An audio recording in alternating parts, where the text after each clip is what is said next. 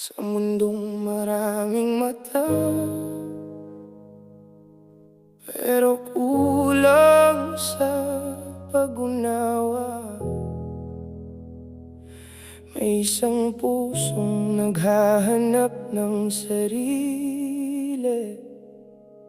May isang nilalang na laging tahimik sa sulok, ngumingiti sa mundo, pero loob ay litong-litot sabog sa salamin.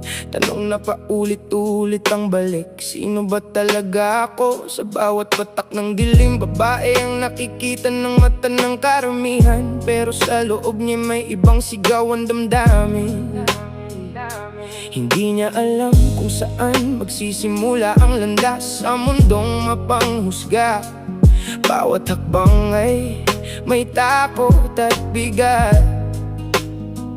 at sa bawat tingin na may halong pagdududa, mas lumalalim ang sugat na di niya masabi sa iba.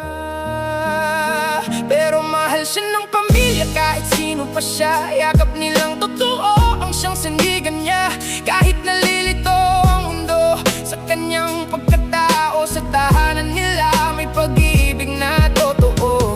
Maghintay ka lang kahit malayo ang pagitan ng daan, dahil balang araw kayo'y muling magkakasama sa tamang panahon. Nagmahal siya ng totoo, hindi lang sa salita, pero ang pag-ibig na yon ay napalayo sa kanya. Kasama ng pamilya, iniwan ng dating lugar, mga ala-alay na iwan sa lumang daang tinahakmilya. Ang pagitan bansa, ang pagitan ng mga puso, pero sa bawat gabi pareho pa rin ang pangako. Hindi ka nag-iisa, bulong ng hangin sa kanya, kahit hindi niya nakikita, ramdam niya ang presensya nila.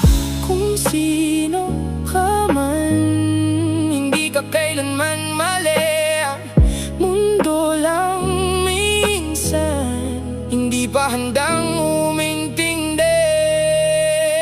Pero mahal siya ng pamilya kahit sino pa siya. Hindi nagbabago ang kanilang yakap at tingin sa kanya. Sa bawat luhang tahimik na dumadali sa gabi, may pag-asang bumabalik sa tayo na dati.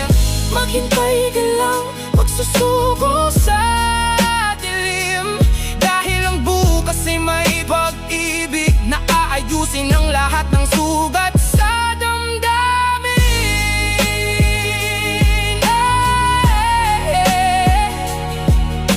Minsan ang sarili ay hindi nawawala,